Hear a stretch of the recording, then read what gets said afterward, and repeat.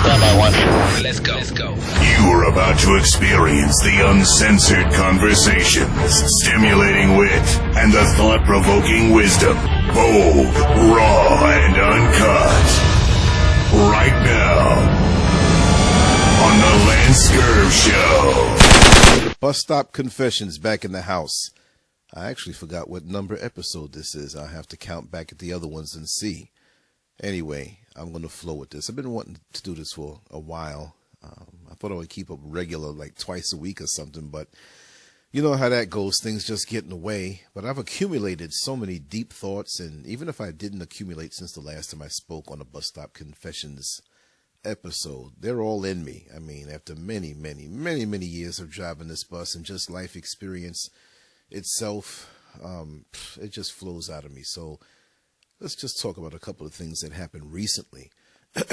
Of course, right now, if I sound extra relaxed, I'm in lay down mode. I like doing these better when I'm laying down in the bed. You know, when you get up to use the restroom, but you still have some sleep in you, but you just want to lay down some more. So my subconscious mind is wide open, and I haven't used my voice yet, so it might sound a little rough. But anyway, earlier this week, I was waiting downtown for my bus to come in.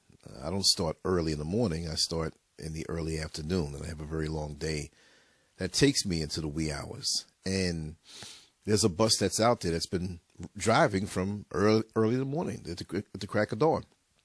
So by the time that bus driver comes in, he put in a good amount of hours, and he's glad to get out of there. So he'll hit me to what's going on, how the bus is running, what to look out for, if there are any crazy people that he dealt with that might be floating around out there, how many wheelchairs I got.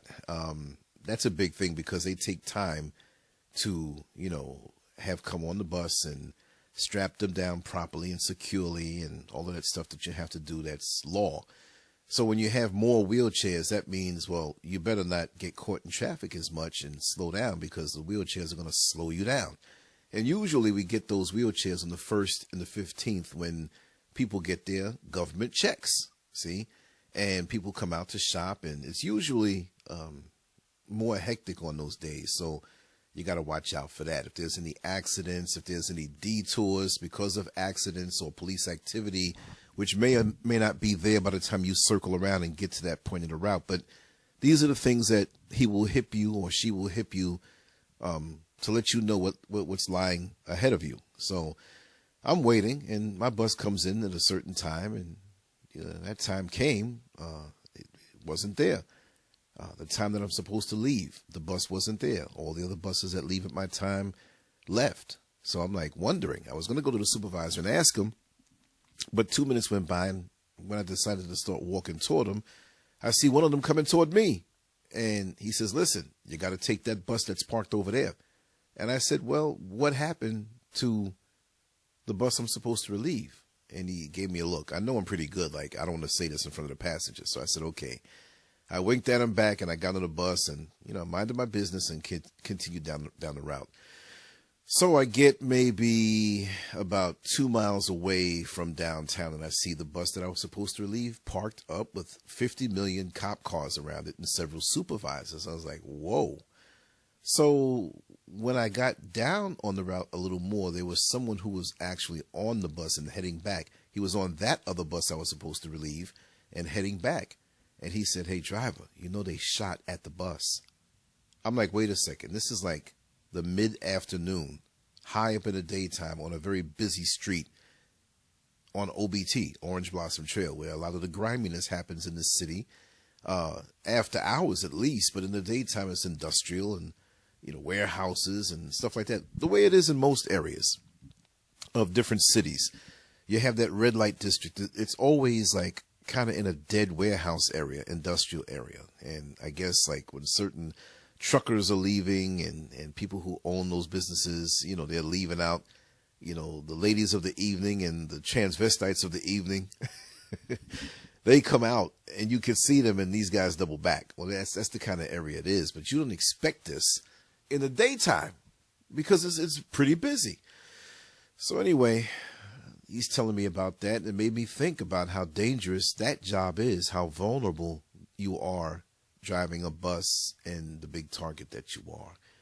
But I will say that Disney and Universal, they don't like negative press for Orlando, because people abroad who are considering coming here to spend their vacation and to spend their money might be discouraged from coming here. And I noticed this, and this has got to be true, because for all the times that I'm not going to say my bus, but the bus company that I work for, their buses have been shot at, you never hear it in the news.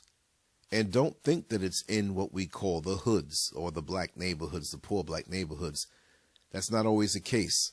The times that this has happened, from what I hear, it's been 2/3 hood and 1/3 other, meaning the edge of a tourist area or in a white neighborhood. So this happens, a Latino neighborhood also. So this happens across the board. And what I'm kind of leery about is I hope that this type of activity doesn't become like gang initiation. Like, okay, let's just shoot at a bus. You know what I mean? But they thought it was a smaller weapon, like a .22, and it definitely went through the glass, the window.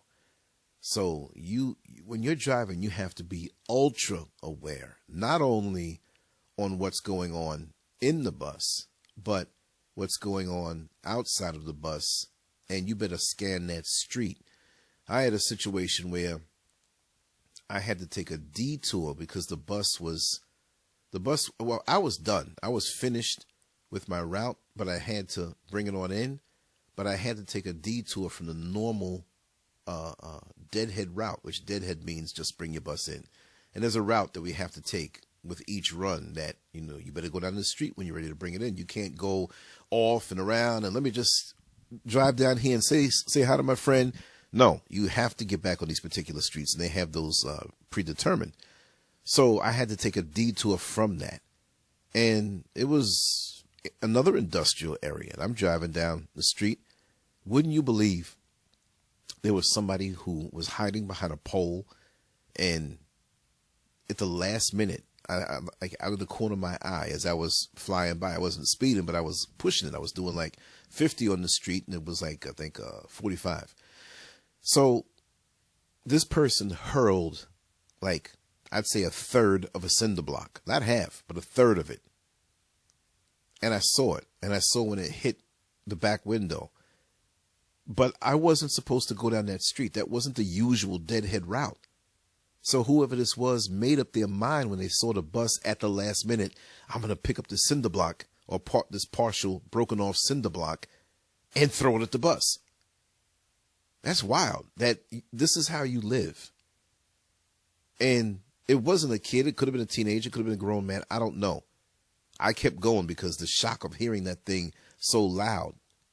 The bus is like one big bubble, so whatever hits it, the sound sounds really loud. You think it's a bomb or a gun. And when it was like boom, and it was like whoa. So you're not going to stop right there where something happened to you for safety reasons. You're going to keep going a little bit. And if you do stop, it's going to be way down. You just have to remember the time and where it happened.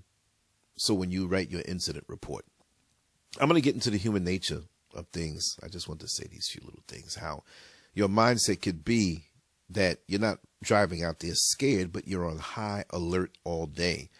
And many people don't know, who drive buses, don't know how to handle that high alert. You see, because me personally, the job, I'm not stressed. Like, it's a stressful job. Let's just put it this way. It's a very stressful job, but I'm not stressed.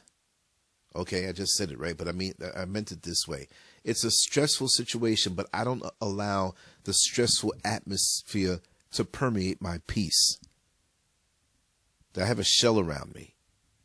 And you can permeate it with goodness and happiness and joy. So I could absorb things around me when I allow it.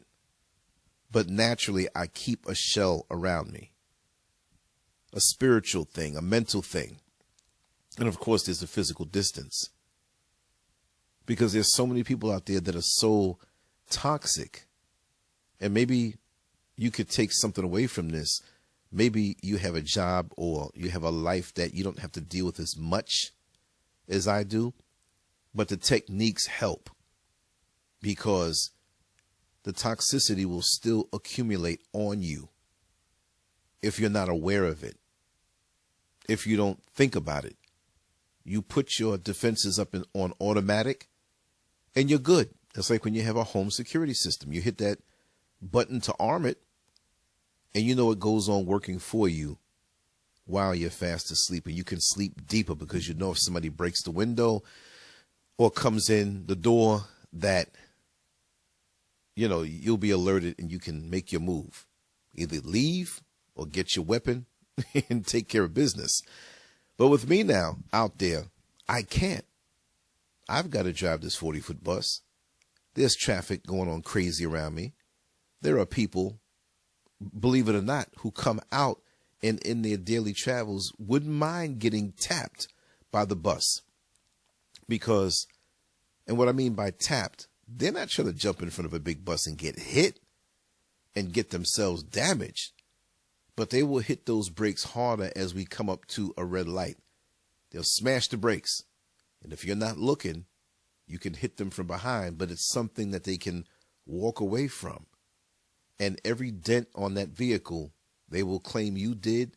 Every pain they feel in their body, they will claim that it's the result of the bus hitting them. This is how people think. And it's more than you could know. Same response. Again, I'm going to say it. Say there's a 3-lane road, like Kirkman Road here in Orlando, Florida. And I'm at the bus stop, but I have to get over to the left. About a mile down the road, I have to make that left turn. And I'm on the right side at a bus stop. And it's pretty crowded. And the law says you have to yield to the bus. So I throw my left turn signal or left signal to get over into the next lane. There's a space available. There's a car, maybe 25 car lengths behind me in that next lane, which is to my left. As soon as I start to pull off, throw in my signal, this joker speeds up. We're talking, they start speeding up to 70, 80 miles an hour to stop me from coming over. Like, just to let me go over is going to stop them. There are red lights ahead of us sometime. And I'm trying to get over, and people are speeding to the red light to not let me over. It's like a game. It's like they feel I'm going to get something. And to me, and I'm going to flow back into, I'm just going to flow for a little while. To me, that shows the mentality of people that they're going to where they're going. Okay, this is the way they think in life. Just like in life, they're going where they have to go. Your paths may overlap, merge for a while, but they have their own destination. You have your own. Why are they trying to get in your way? Because most people don't like to see you make progress. I'm not going to say the majority. I said most. Yeah. These people out here who are not connected spiritually. I'm not speaking of the enlightened ones. I'm not speaking of the ones with a heart or an awareness. But most of these materialistic people out here who are so caught up in the world and status, and when they die, they're going to have a hell of a time transitioning because they've got to let go of all of this superficial foolishness and get down to what's really on the inside of them. But they don't want, the way people drive tell you how they are in life. The way people drive, it tells you how they are in life. If I'm an employer and I do a job interview and I have several candidates for the job come in, I would want to, if there was a way to do this, right? I'd want to follow them around for like a week in an invisible vehicle and watch how they drive. You will see how selfish certain people are, how vindictive they are, giving up the finger to road rage, lack of control. But everybody shows up to that job interview with the Colgate smile and speaking so proper and just such a wonderful person. Good morning. How are you? I'm so glad to be here. And then 3 months later, after they got past their probationary period, they're complaining about the job, how they can't stand it, how they don't like this one, and the one who hired them is the worst one, right? So this is how people are. And I've got to digest this all day long. I've got to experience this all day long. And so I still have great faith in humankind, not just all of humankind, but a select few. This world, I have to say, at this point, and I'm not saying this out of anger, I love God's world. I don't like man's world. I am ready to leave living around and amongst man's world. I don't mean living, leave life. I meant being around these people. That's why it's so easy for me to really let go of certain people that are in my life. They have been reduced to, and they don't realize it. You know, they don't realize how at this stage of the game, it's just too late to be involved in certain things. And look, my father passed away at 74. My mother passed away at 64. She was very young. She was stressing over the conundrums of my brother who's out there on drugs. And she was just she had so much empathy and so much hope for him that one day, and she wore herself down. She didn't take care of herself. She wore herself down. And see, this is what I learned. Because see, I have the same genetics. And I know she died young. I know my father died young for himself. Strong and everything. But wow, what kind of burp was that? Strong and everything, but no, not me. Not me, no way. Well, if God takes me right now, it's his will. But I'm not going to stress. This is what I learned. I'm not going to stress over anybody. I've been through some what may appear to be very stressful situations, and folks wrote me off and, oh, how's he going to get through this one? You know, because, you know, the popcorn eating frenemies, they love to indulge in viewing the drama in your life. And I'm watching them like, you really think I'm going to freak out over that when you bring me negative news about things in my life? Nah, I'm going to outlast you because I am not stressing. I have to preserve myself. And now, and I'm not saying this from a bragging point of view, but for those who know my real life all the way through, I have been emotionally through hell.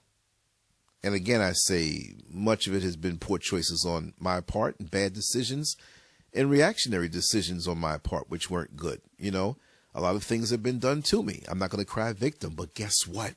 Look at me now. I'm still here. Still here. Still going. Still enjoying life. You cannot let the present situation that you go through tear up the future prospects of what is coming for you. We sometimes think the sun doesn't exist because of the cloud covering over us. It's a thin barrier. The sun is always there, and the sun will shine. My life is a testimony to that. And the ones who, to me, it's so funny, the ones who felt so superior and, well, you know, Lance, I'm in this space now, and it's just a pity where you find yourself. I'm looking at them like, dang, what happened? I'd rather have my sweetest parts toward the twilight time, right? As opposed to just having it, you know, no. It's not going to work that way. We're supposed to be talking about bus stop confessions, but it always goes into human nature. But that's what it's all about. You got to understand that your living room, your apartment, your studio, your room, your mansion, wherever you live, wherever you deem to be your private space, it could be physically small.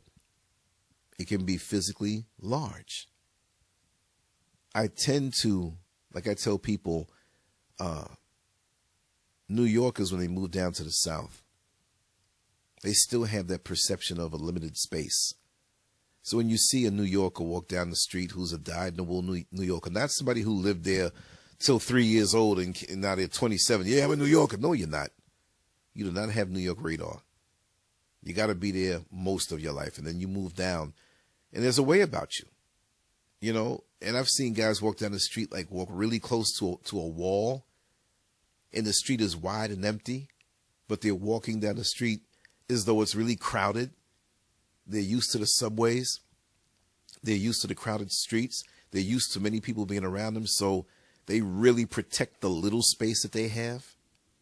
So you become more sensitive as to what is around you as a northerner here in America. from the more populated cities, because you can be a northerner from a country part and still not have that radar.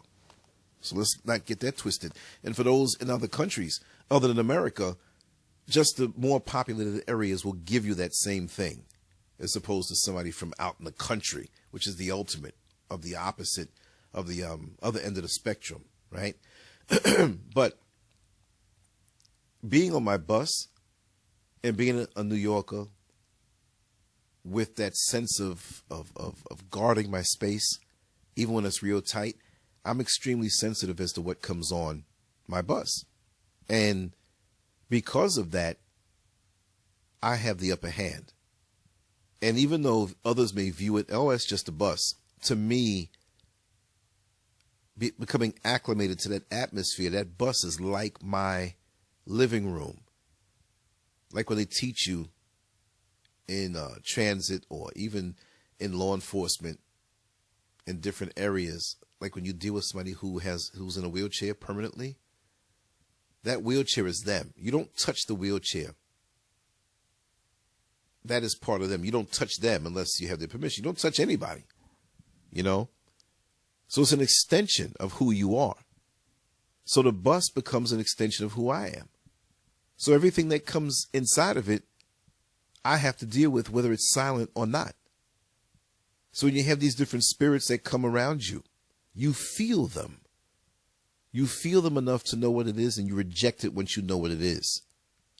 When there's no exchange of words, when a person swipes their card or puts the $2 in and sits down, you have to feel that spirit when you're on point. Now, if I was encrusted with my own toxic filth, I wouldn't receive the signals from them as much, because that's a barrier.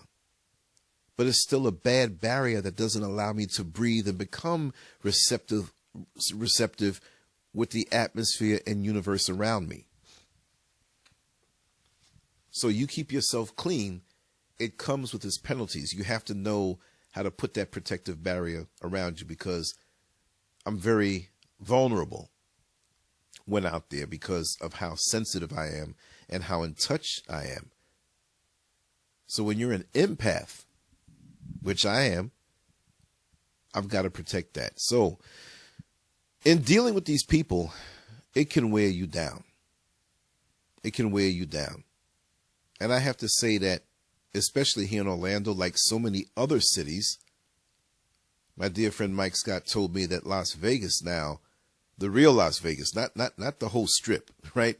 Not the tourist area, but the real Las Vegas, the surrounding areas, there's a lot of drugs, people medicated, crime, poverty, hopelessness, and I would assume just a spiritual gloom. Well, it's the same way here in Orlando, Florida. Many think who are not from here, and I've been here enough to say that I'm from here now because I've adopted this place, even though I'm a New Yorker to the day I die, in my mind and spirit. This place too, sense of hopelessness. Everybody, and I'm not saying everybody, I'm just saying it that way. Many people, too many people, the majority of people are self-medicated who were born and raised here. The sense of hopelessness, the defeated attitude, even before any positivity can come. They're there waiting to beat it down with negativity. They just have to say something.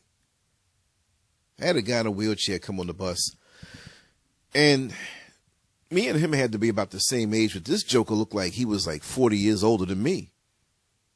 In the expression on his face, and I know it just was not because of him being possibly paralyzed or partially, paralyzed in the wheelchair. This was the way he was anyway, because I know many people who are bound to a wheelchair, and they're the most cheerful, upbeat people you want to know. So this guy can't blame his condition on that. You can see it in his face that this guy was just like so negative and so evil. And I'm not going to let your evil mentality weigh me down from being positive. Because if I did not have hope every day when I wake up, I could not accomplish as much as I do and push forward because this is what I do. So he got on. Of course, he had a little smug face on to let you know that I am negative. And I had a positive look on my face, and I avoided eye contact with him because he wanted to lock eyes with me. I know this. He wanted to lock eyes with me so he can transfer some of that negativity. So he couldn't do that. So I got him in, he got in position for me to put the little straps and hooks on him. And I'm very swift with that. I'm probably one of the swiftest people that I know when executing that procedure. So I did all of the straps, but he wanted this extra strap that was optional. And he said, yeah, driver, I'm going to take that strap, man, because, you know, I wouldn't want to fall and mess you up. I said, well, how is falling messing me up? Wouldn't it hurt you first? No, you know, I wouldn't want to make you lose your job. So his mind was that ahead, that forward, thinking about what would happen to me if something happened to him. That's straight negativity. And it's not that you wouldn't want me to lose my job. In essence, you do want me to lose my job because you can see, and it's not about my job. And people falsely attach me having this job with my happiness because possibly they may want to make the money I make, which on the overall scale of things is not $1 million. So their mind is so bottom feeder that I'm on this fabulous job. Really? All work is edifying. I'm glad to have what I have. I want more. There's greatness inside of me, bigger than just being a bus driver. But I will make do with what I have. I don't throw off on people who may have less, but look at how some people who have less want to throw off on somebody who they think has more. I mean, what if I was suicidal and planned on taking my life that night? He doesn't know that. He is judging me or assessing me according to his standards, but it's a negative thing. Well, I wouldn't want you to lose your job. So I fired back with a smile on my face. Now, I bent the truth, and I told a little story, just to throw it back on him. I said, well, I don't worry about that, man, because I think I have like 2 or 3 days before I retire.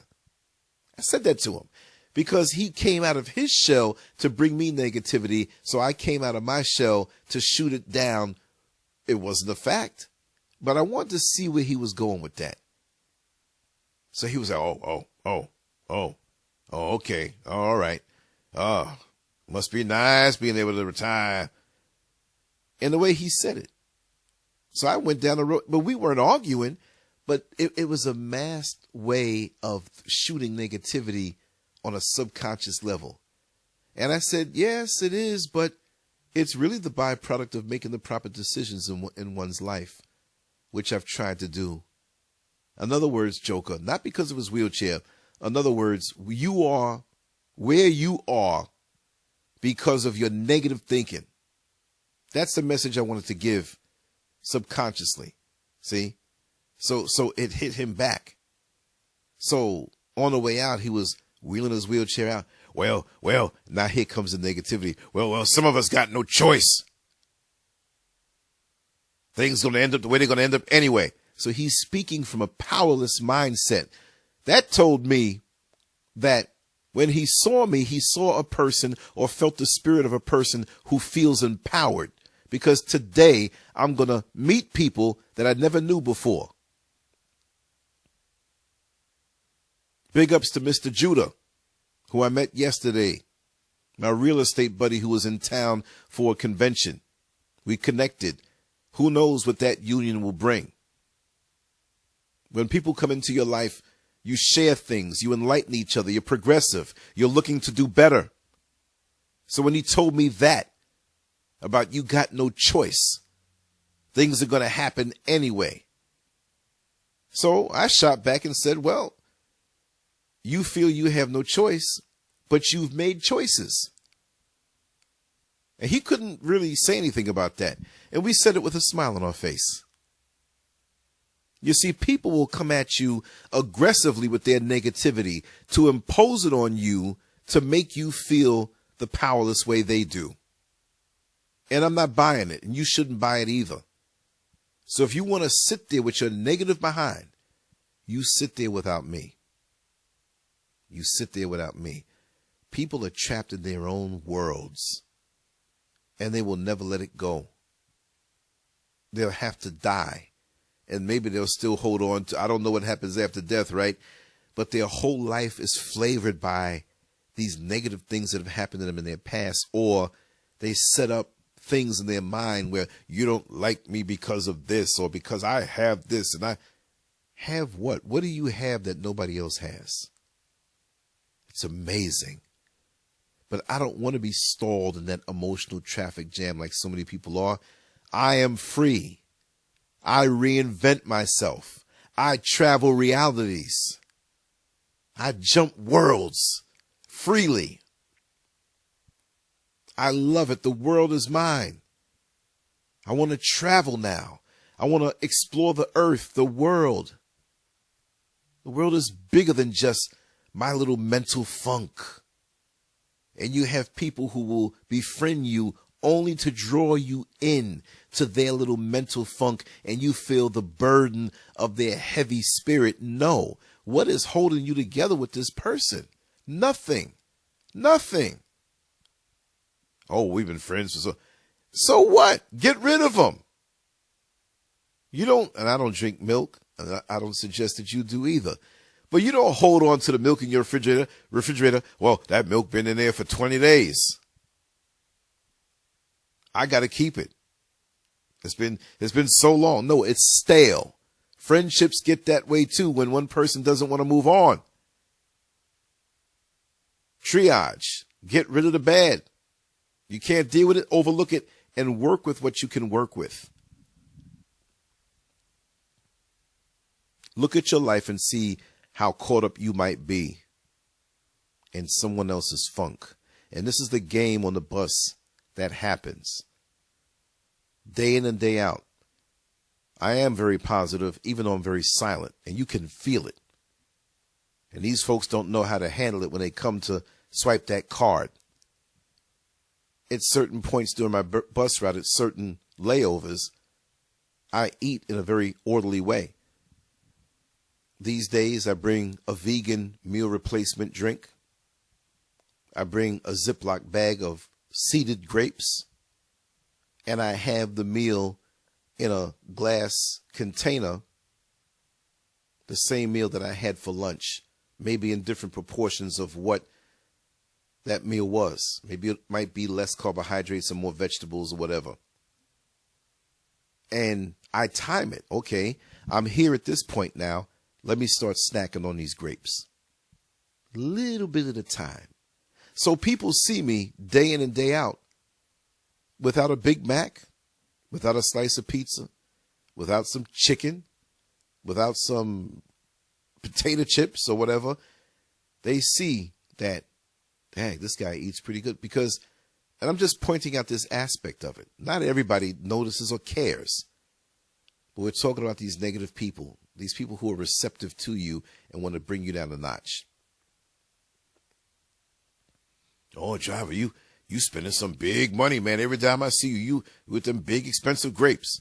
Big, expensive grapes. You don't see the value in taking care of your body. So it's expensive. It's a waste of time because I guess it doesn't give you that big, bloated, heavy, full feeling. The same money you could take and go to Popeye's chicken or Church's chicken and stuff your face. Oh, and I want to tell you another thing. There's an evil passenger that when you don't talk with her, or she's a bus driver stalker. She has no life. She has no man. She's known down through the years at the bus company, and people are warned about her. She will treat you extremely nice, but she really self-destructs when she gets around a man that she wants so bad. And she will get up early in the morning and sit downtown when a new bid comes to see what drivers are driving what route. Get a life. She rides people's buses on her days off. And if she doesn't know your route, even if she doesn't speak to you, she wants to know. She's nosy. She'll sit down there for hours and watch which bus drivers get off the bus for their breaks and which ones get back on and days off. And it's weird. That's the epitome. And it's so obvious. And many people talk about it. Many drivers talk about her and smile with her, and she doesn't have a clue. But she's up there in years. And I remember when I first met her, and I told her my age, she had told me she was 2 years younger than me. She claims to be a nurse, and she makes 6 figures from the 2 jobs that she works. But she's not a nurse.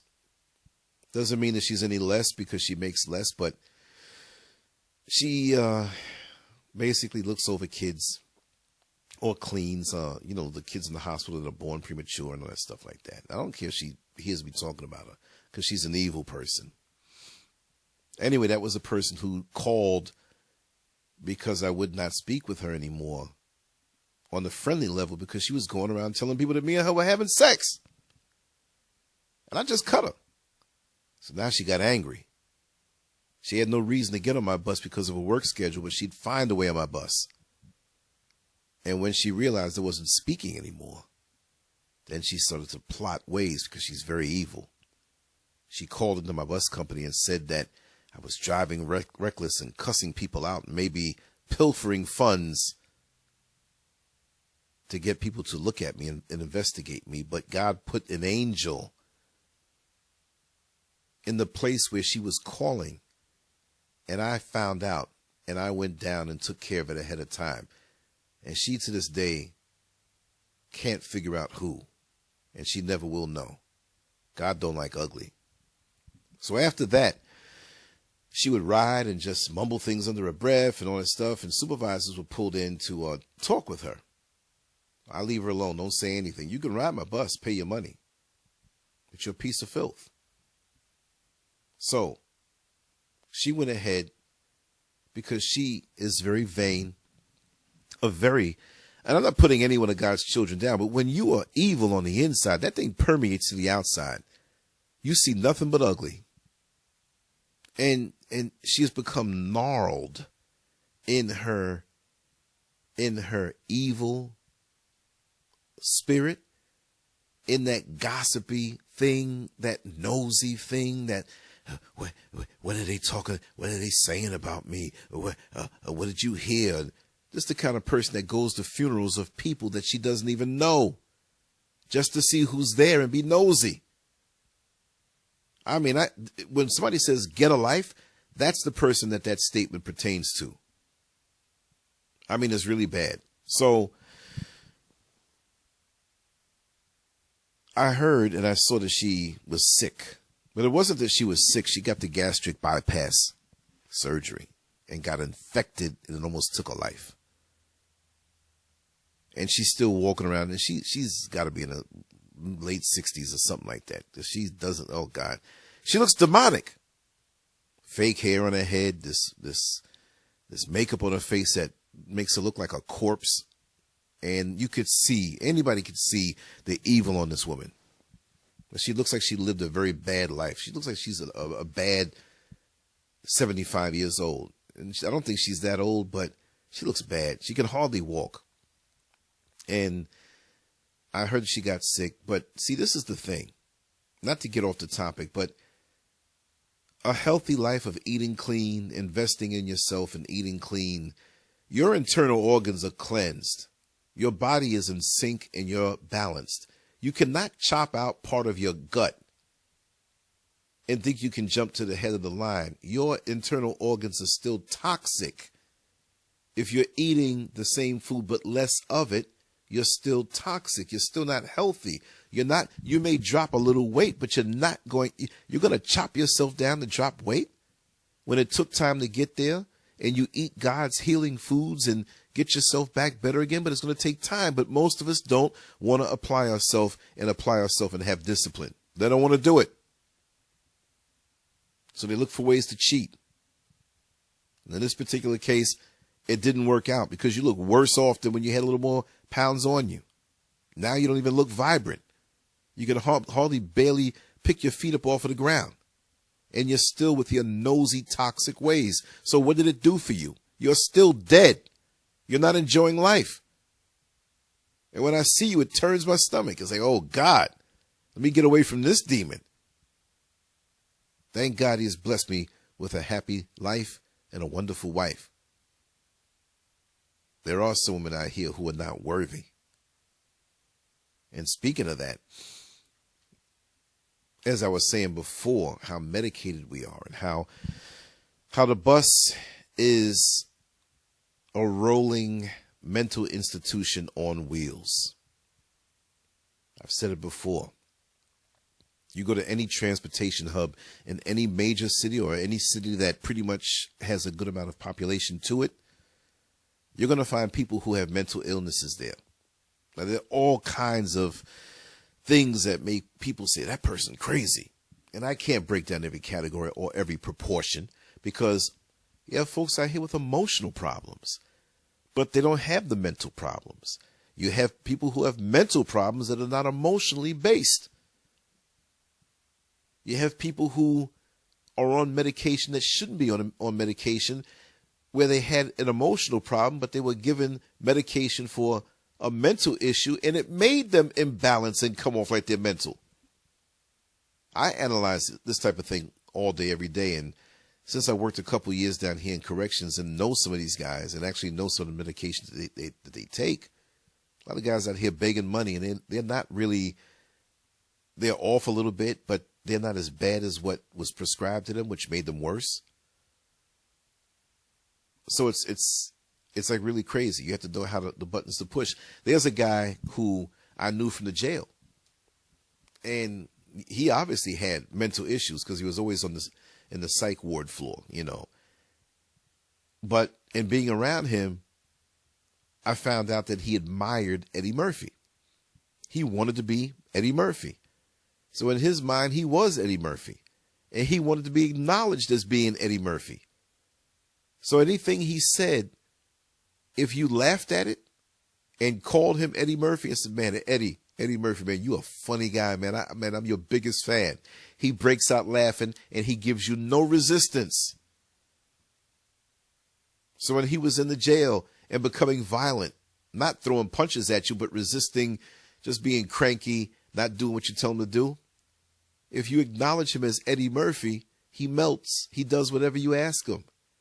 Well, one day he was downtown and giving a bus driver a problem, and a cop had to deal with him. And so I knew the cop. So I said, well, listen, I'm going to do you a favor, man. I'm going to help you out. Because they were going to arrest this guy.